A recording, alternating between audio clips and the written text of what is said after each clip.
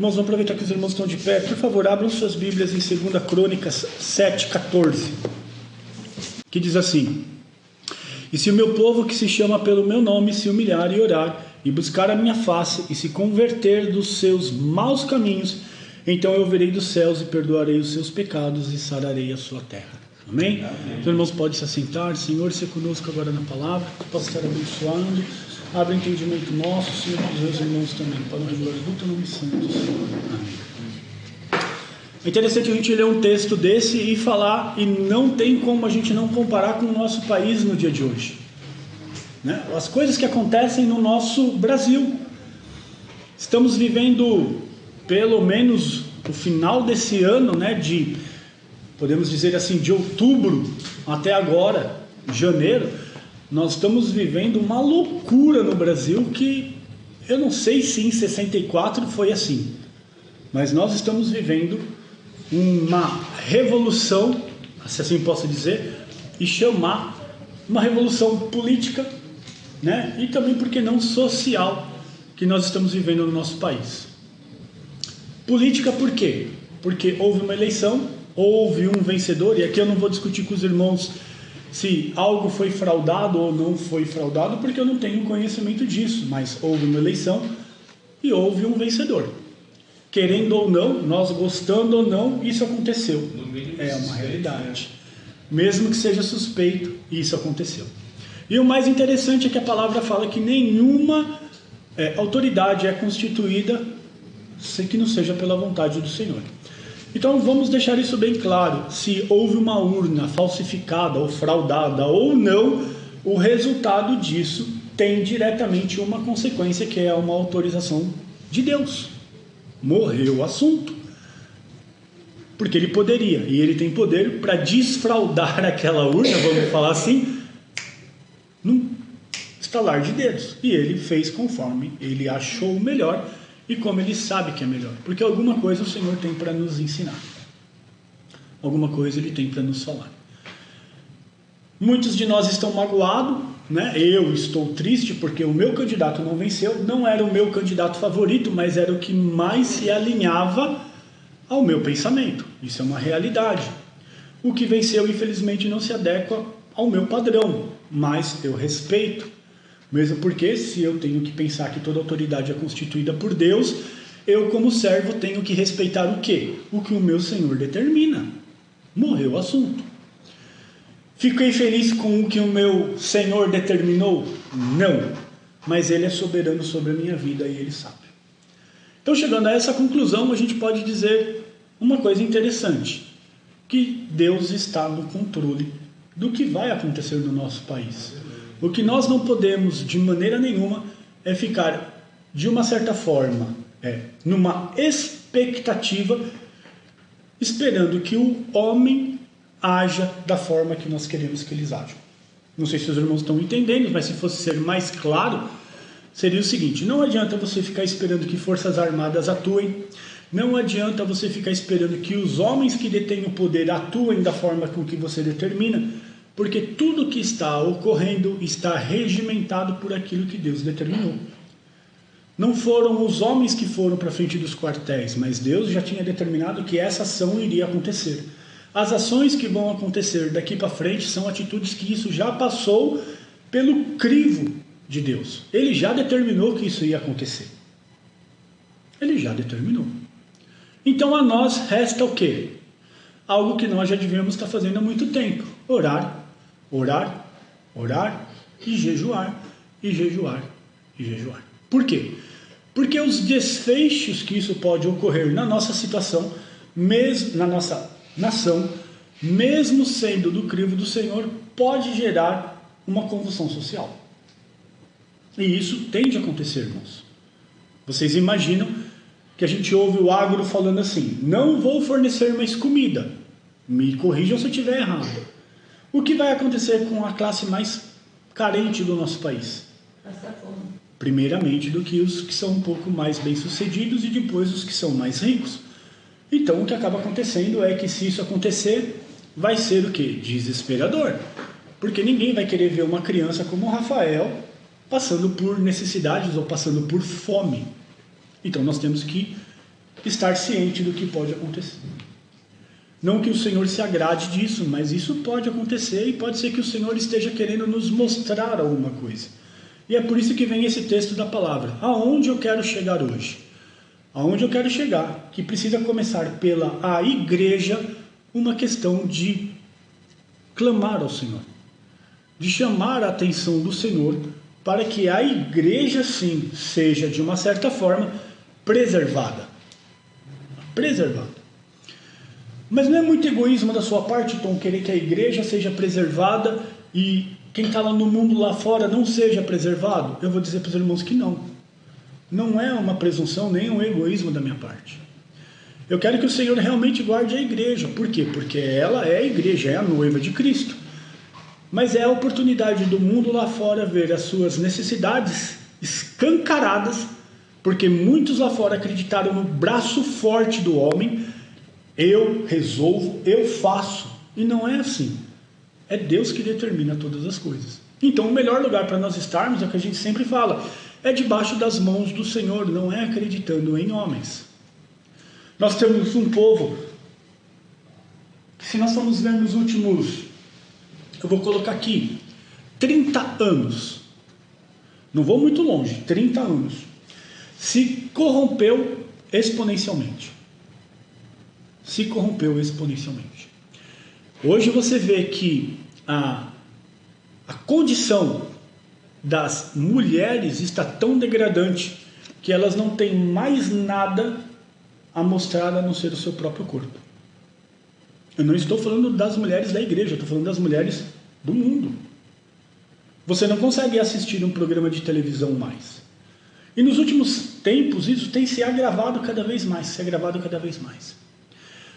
Nunca foi tão aberto a idolatria como está sendo feita nos dias de hoje.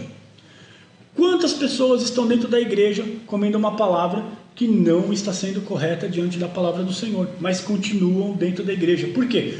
Porque estão colocando, endeusando, vamos dizer assim, líderes, pastores, bispos, apóstolos, cantores, show, mídia, entretenimento. O culto deixou de ser algo onde fala para você, se converta dos seus pecados, olha, você não pode viver dessa maneira, para show. Aonde hoje nós temos igrejas inclusivas que não importa como você está, Deus é amor, Deus te aceita como está e você não precisa de mudança. Isso é amor? Não, isso não é amor, isso é falácia. A palavra deixa bem claro que a pessoa tem que vir como ela está, mas ela exige mudança. O Evangelho exige que a gente muda.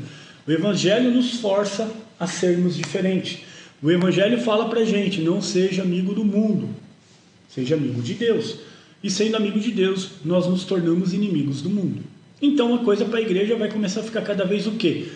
Mais difícil. E por que esse texto vem? Porque o nosso povo é um povo soberbo. O brasileiro é um povo arrogante. O brasileiro tem se tornado cada vez mais um povo que se acha autossuficiente. Pode parecer que não, mas é, irmãos. A cada dia mais que passa, nós estamos vendo o brasileiro se corrompendo com todas as coisas do mundo, mesmo dentro da igreja. E nós não estamos vendo um compromisso mais real e verdadeiro com a palavra do Senhor e com o Evangelho. Quantos e quantos cristãos hoje que se batem no peito que é cristão, mas bebe até cair, passa vergonha.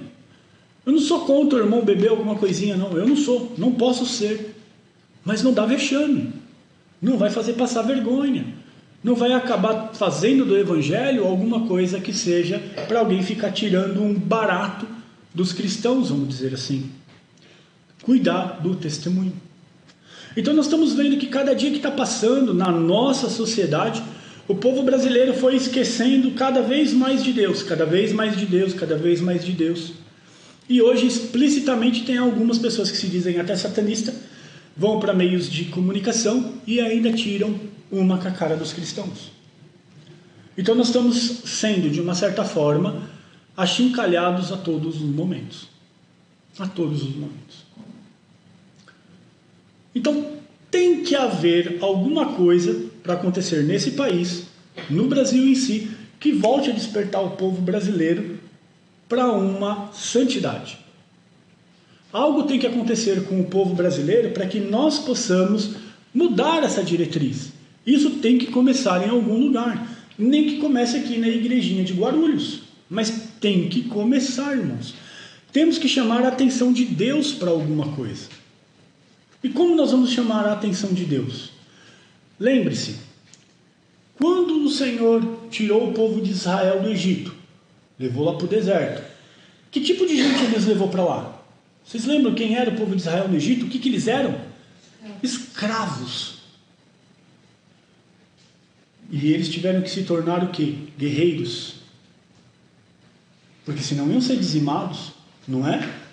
E aí constituíram uma cidade, né? Deus tinha prometido, eles entraram na Terra Santa, constituíram uma cidade. E aí o que acontecia? Toda vez que o povo de Israel declinava a sua adoração ao Senhor e se misturava com as coisas erradas do mundo, o que acontecia com o povo de Israel? Eles eram cativos. Perdiam tudo, morria, matava um monte de gente, e aquele povo que sobrava acabava indo cativeiro. Então o Senhor mostrava para eles: vocês se afastaram de mim, veio uma penalização, agora eu vou recuperar o Estado de Israel de novo e vocês voltam para suas terras. Isso aconteceu várias vezes. Israel quase não teve sossego, digamos assim, porque sempre estava sendo combatido, porque sempre declinavam da atitude que eles tinham que ter de adoração ao Senhor.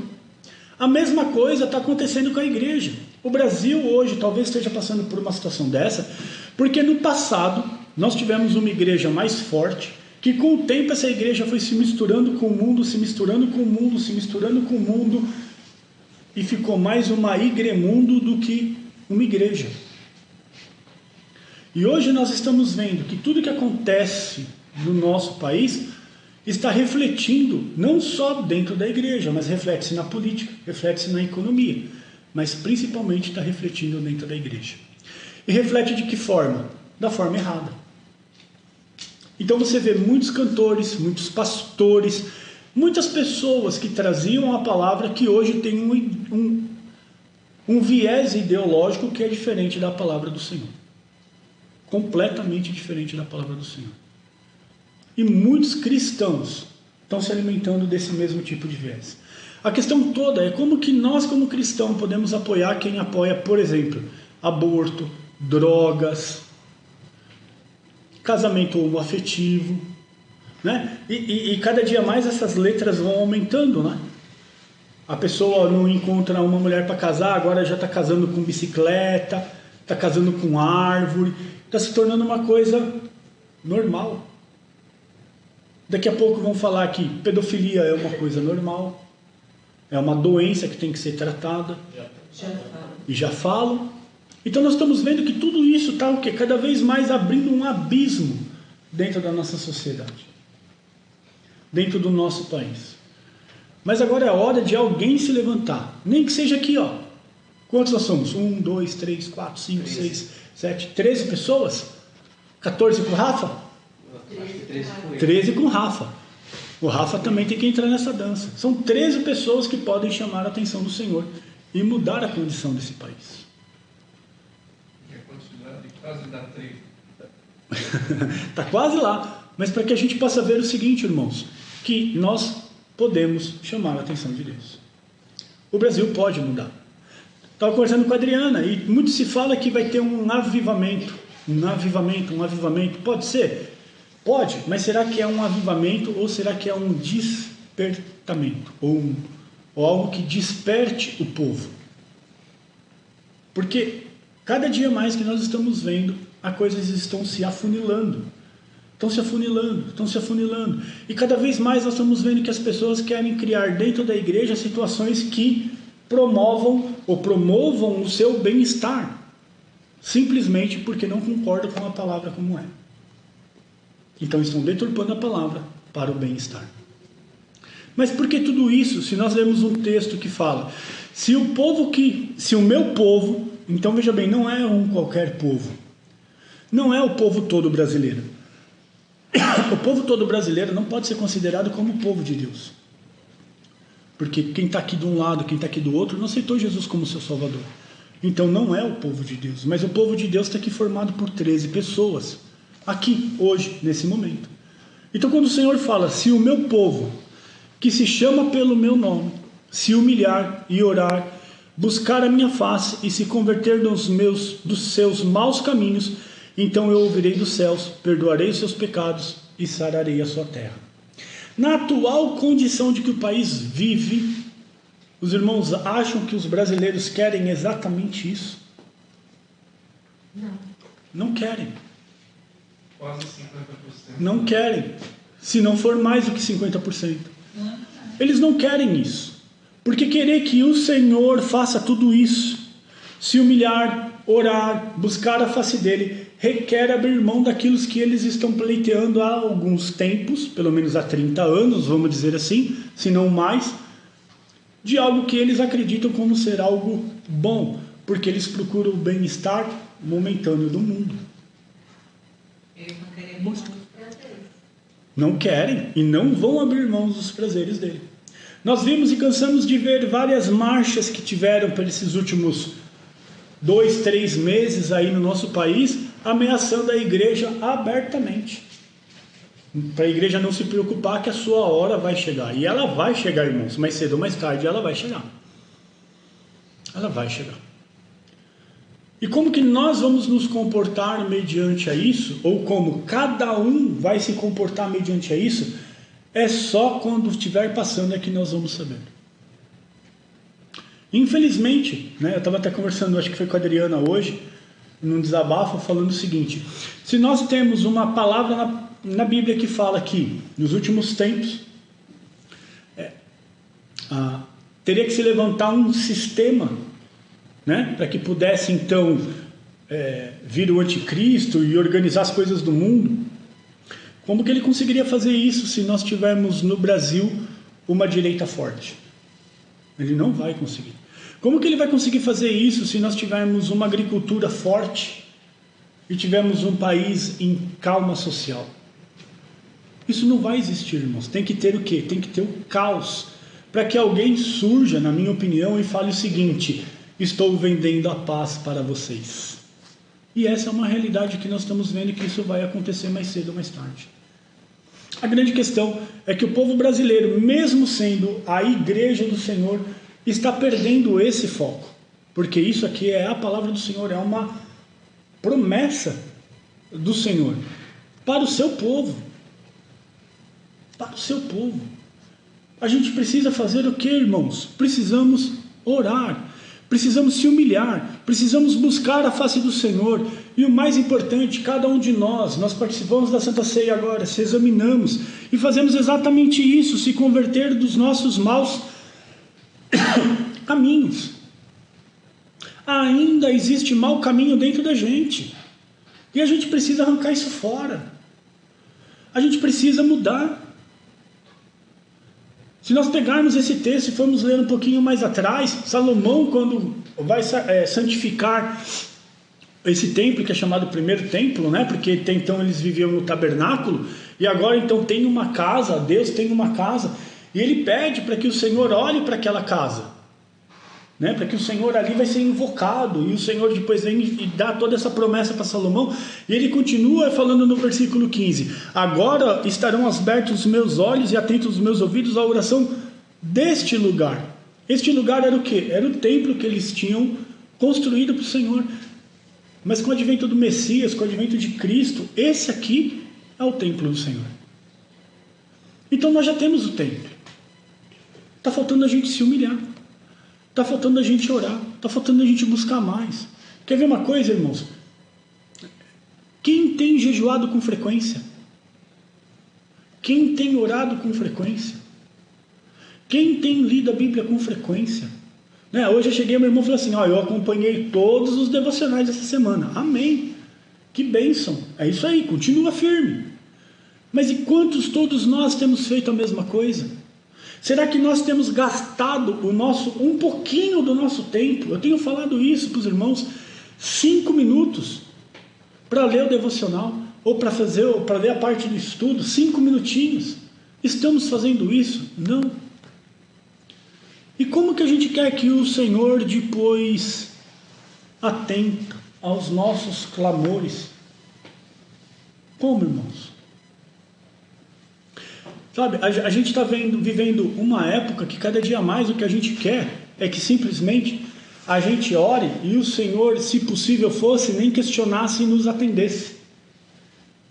E nós estamos criando esse tipo de pensamento dentro do nosso coração. A gente só ora e só dirige a nossa oração do Senhor quando a gente pede. Olha, a nossa oração é muito mais por um pedido do que por um agradecimento. Né? A irmã Margarida estava falando no estudo da casa dela. Né? Quantos de nós temos entrado na nossa casa e temos orado pelo Senhor e agradecido ao Senhor por aquilo que o Senhor tem dado? A casa que o Senhor tem dado. Não é um palácio, mas é a sua casa. Mesmo que tenha dificuldade, não está pintada, entra água, não importa. Tem que passar uma madeira para entrar dentro de casa, não importa. Mas você agradece aquilo que você já tem dado? O que você já tem ganhado, melhor dizendo? Né? Você já agradeceu a Deus pela roupa que você usa? Você já agradeceu a Deus pelo filho que você tem? Pela família que Deus permitiu que você constituísse? Gastamos muito tempo, irmãos, pedindo 1001 coisas, mas não gastamos o nosso tempo em agradecimento. O nosso coração sempre está querendo alguma coisa a mais, mas nunca está agradecendo por aquilo que nós já temos. Nós queremos que o Senhor atenda a nossa oração de pronto momento. Depois ele continua: porque agora a casa que escolhi e santifiquei esta casa, para que o meu nome esteja nela perpetuamente, e nela estarão fixos os meus olhos e o meu coração todos os dias. Assim é a igreja do Senhor. Os olhos do Senhor estão na nossa igreja todos os dias. Os olhos do Senhor estão atentos ao nosso clamor a todo o momento. A todo o momento. A questão todas, irmãos, é que muitas das vezes a gente fica batendo sempre na mesma tecla. Na mesma tecla. E por que será que a nossa condição de vida não muda? Por que será que o Senhor não ouve a nossa oração de tão pronto momento, se a palavra fala que Ele está com os olhos atentos ao nosso chamado, seus ouvidos estão atentos ao nosso clamor? E por que muitas das vezes as nossas situações parecem que não mudam?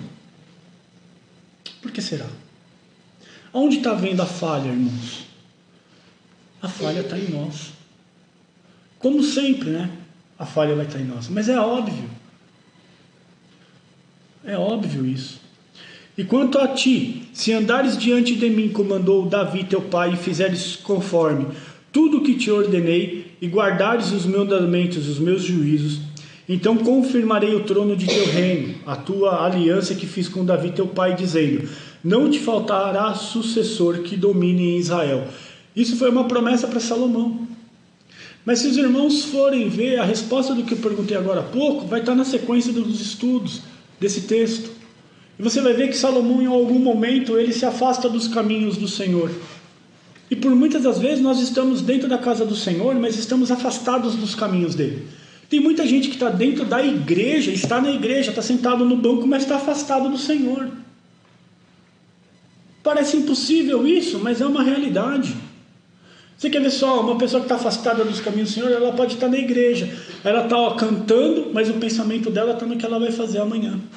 Ela pode estar ouvindo a palavra, mas o pensamento dela está fazendo o que eu vou fazer quando eu chegar em casa. E você está afastado dos caminhos do Senhor. E aí depois você ora e fala: porque o Senhor não me atende? Porque você está afastado dos caminhos do Senhor. E tem muita gente dentro da igreja que está assim.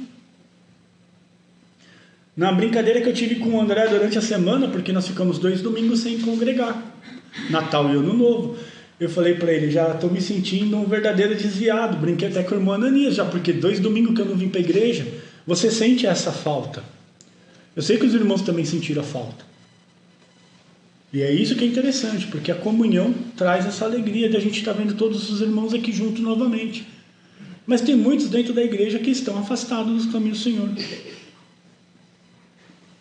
E ele continua: porém, se vos desviardes e deixardes os meus estatutos, olha aí, e os meus mandamentos que vos tenho proposto, e fordes e servirdes aos outros deuses, e vos prostrardes a eles, então os arrancarei da minha terra, e que lhes dei, e lançarei da minha presença esta casa que consagrei o meu nome, e farei que seja por provérbio e montejo entre todos os povos. E o que aconteceu com esse templo? Foi destruído, não foi? Por quê? Se afastaram do caminho do Senhor. Assim está o povo brasileiro. Assim está muitas pessoas dentro da igreja. Estão na igreja, mas estão afastados do caminho do Senhor. Tem gente que vai para a igreja porque... eu tenho que ir lá porque eu tenho que ver o irmão tal, tenho que ver a irmã tal. Eu tenho que ir porque senão o pastor amanhã vai me ligar, porque o pastor vai cobrar a minha presença. Irmãos, aqui é uma reunião física e é muito bom que todos nós possamos estar nos vendo um ao outro. Mas igreja, nós que somos igreja, e cada um é uma igreja, vamos chamar assim, né? Tem que estar fazendo o seu culto todo o santo o dia. Você tem que estar com comunhão com o Senhor todo o santo dia. E muitas das vezes a gente deixa isso de lado. Temos deixado isso de lado. Teve um tempo em casa que a gente começou a fazer culto em casa. Mas foi pouco tempo que nós fizemos isso. E isso foi muito bom no tempo que a gente fez, depois nós esquecemos. Chegamos a estudar quase até o finalzinho do livro de Neemias, né, Dei? E depois nós paramos. Olha que coisa. Devíamos ter continuado. Sim, devíamos, mas não fizemos. Então a gente começa a perceber, irmãos, que o trabalhar na nossa vida, ela é muito complexa. É muito complexo. E nós estamos deixando as coisas prioritárias da nossa vida para um segundo plano. E estamos colocando as coisas desse mundo cada vez mais prioritários. Conversamos muito sobre a política do que está acontecendo no nosso país. Mas estamos evangelizados na mesma proporção? Será que temos evangelizado na proporção de 10:1 do que falamos de política, por exemplo? Eu estou falando o seguinte, 10 minutos de política para 1 minuto de evangelização? Eu acredito que não. Então os irmãos percebem como nós estamos nos desviando do caminho?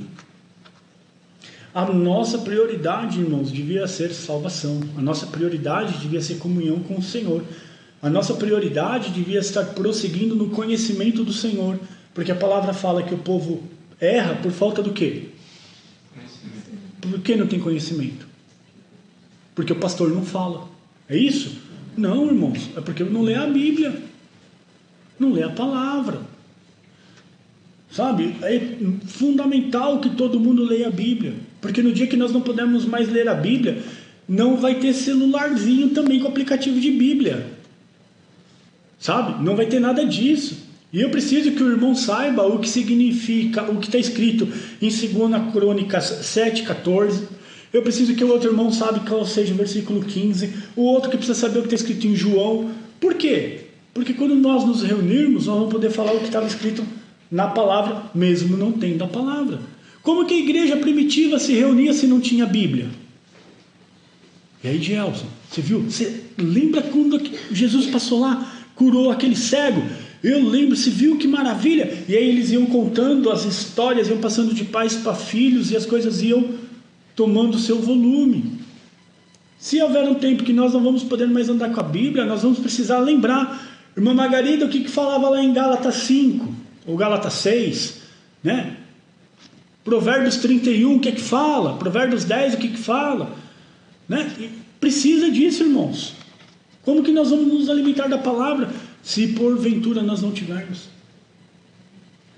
Há testemunho de grupos de pessoas que conseguiram entrar num país que não tinha a Bíblia, que quando uma mulher pegou a Bíblia, ela guardava, ela segurava, ela agarrava a Bíblia, porque o sonho dela era ter uma Bíblia e ela não tinha, já era uma senhora de idade, eu acho que ela nem saberia ler. Mas ela queria ter uma Bíblia. Para quê? Para que ela pudesse se aprofundar no conhecimento de Cristo. E nós temos. E nós não fazemos. Mas nós queremos que se humilhar diante do Senhor, orar, buscar a sua presença. A gente quer que o Senhor mude os rumos da nossa nação, mude os rumos do nosso país, mas a gente não faz da forma certa. Então nós precisamos, irmãos, entender isso. Se nós queremos que o nosso país mude, tem que começar com a igreja. É você que tem que determinar mais tempo de oração. É você que tem que se humilhar. É você que tem que orar. É você que tem que buscar a face. É você que tem que se converter dos maus caminhos, para que o Senhor do céu ouça, perdoe os nossos pecados e sare a nossa terra. O Senhor tem poder de sarar o Brasil por causa de 17 pessoas. Quem acredita? Ele pode, irmãos. Ele pode. Ele tem poder para isso. Se ele vai querer, é uma outra questão. Mas ele pode. Mas nós estamos perdendo tempo com a nossa vida secular. A nossa vida secular fala muito mais alto. As nossas necessidades desse mundo estão falando sempre mais alto do que a vida espiritual. Irmãos, não vai ser brincadeira no dia do julgamento. Naquele grande dia, isso não vai ser fácil. Porque vai ser aberto aqueles livros e vai falar o seguinte: Tom, esse domingo aqui, hoje é que dia? 7? 8, né? Às 15 horas, você podia estar orando, lendo a Bíblia, e você não estava. Você estava descansando.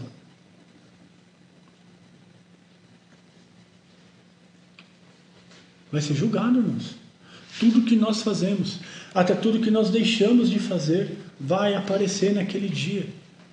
E quanto triste vai ser para nós e decepcionante você olhar e falar o seguinte: eu podia ter feito melhor, mas não vai dar mais tempo de fazer melhor. Por isso que o seu melhor tem que ser feito na data de hoje, é agora.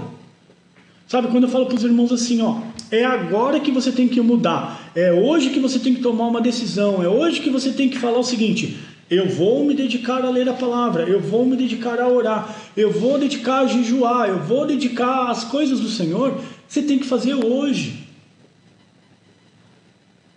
né? Que nem o propósito que nós colocamos de orar às 10 às 21 horas. É só uns minutos, eu não estou pedindo hora. Estou pedindo só uns minutos para que isso crie na necessidade dos irmãos, a necessidade de estar orando, a necessidade de estar lendo a palavra. É uns minutos. Para quem não está fazendo nada, 2 minutos já é alguma coisa. Para quem está saindo desse sedentarismo bíblico, vamos chamar assim, se esforcem, irmãos. O céu não é ganho de qualquer jeito. Tem que ter esforço. As pessoas falam: a salvação é pela fé, por intermédio de Cristo. Beleza, eu concordo, é isso mesmo que diz a palavra. Mas a palavra também fala que a gente tem que se esforçar. Que a coisa não é feita de qualquer jeito. Se esforcem, tirem uns minutinhos para ler a palavra. Nem que seja esses 5 minutinhos que a gente está junto, às 9 e às 10 horas. Né? Às 9 da manhã, às 10 da manhã e às 21 horas.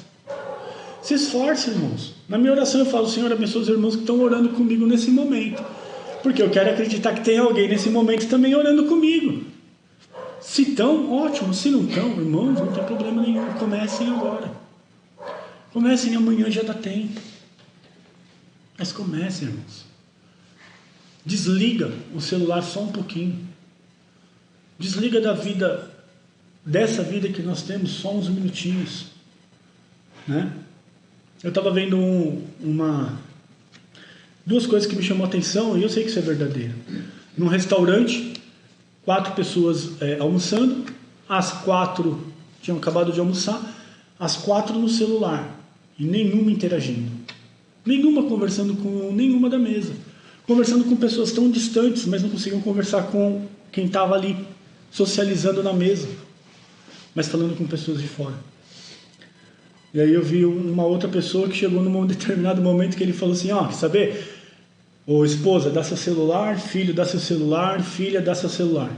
Mulher, vai caçar alguma coisa para fazer em casa, né? Filho, vamos jogar uma bola. Filha, vai arrumar seu quarto. E vamos lá, 1 hora todo mundo fazendo alguma coisa diferente para poder se socializar um pouquinho, sair um pouquinho do celular. E nós estamos vendo que isso está acontecendo, irmãos, nas nossas casas, nas nossas famílias. Havia um tempo que quando ia sentar na mesa para comer, né? As pessoas que estavam na mesa davam as mãos para orar, para agradecer pelo alimento. O pai, os filhos e a esposa davam as mãos e oravam. Eu lembro disso quando eu era garoto. Isso acontecia na família do meu avô. Mesmo que todos já eram casados, era meu avô e minha avó só de idade, mas eu era garoto, eu gostava de passar as férias na casa da minha avó e do meu avô, mesmo que eles eram na mesma rua. Eu gostava. Então meu avô acordava cedo e ia fazer café da manhã, aí minha avó vinha para tomar café, a gente sentava na mesa para tomar o café. Não, primeiro vamos orar. E a gente dava a mão, orava e aí depois tomava o café. A gente não faz mais isso. Hoje em dia o pai vai, pega o prato de comida e vai comer aonde? Na frente da televisão. O outro vai fazer o prato e come aonde? Na frente do celular. O outro vai comer e vai para outro lugar da casa. E assim vai sucessivamente. Sabe, esses dias eu ouvi uma moça falando assim, o primeiro campo missionário da sua vida é a sua família. É a sua mulher e seus filhos. Como que você está tratando esse campo missionário? Isso fique para cada um de nós. Mães e pais. Para que a gente possa agir de uma forma diferente a partir de agora. Vocês veem como dá para mudar, irmãos? Como dá? A gente só precisa colocar essas coisas em prática. Não deixem, irmãos, de orar. Não deixem de ler a palavra do Senhor. Sabe? A gente precisa se inculcar disso. Se inculcar disso. E eu vou confessar não vou chamar um sonho, porque às vezes os sonhos são coisas inconcebíveis, né? De acontecer. Mas de vir um dia de estudo aqui, os irmãos estão tão afiados que eu não vou conseguir nem falar, só vou ouvir. Porque os irmãos vão falar da palavra e eu vou poder aprender com os irmãos e não vai ficar só eu falando. Isso é uma preocupação que eu tenho. Se aqui os irmãos não querem orar, não querem num modo bom de falar, né? Tem vergonha de orar, eu entendo. Mas se aqui, que é a igreja, que é lugar de oração, muitos têm vergonha de orar, não estão orando em casa. A gente já logo pensa assim. Se muitos aqui têm dificuldade de ler a Bíblia, também não estão lendo em casa. A gente já logo pensa assim. E nós precisamos fortalecer a nossa igreja. Amanhã vai vir outras pessoas e que elas precisam entender da importância da leitura da Bíblia e de fazer oração, irmãos, para que eles não sejam enganados. Amém?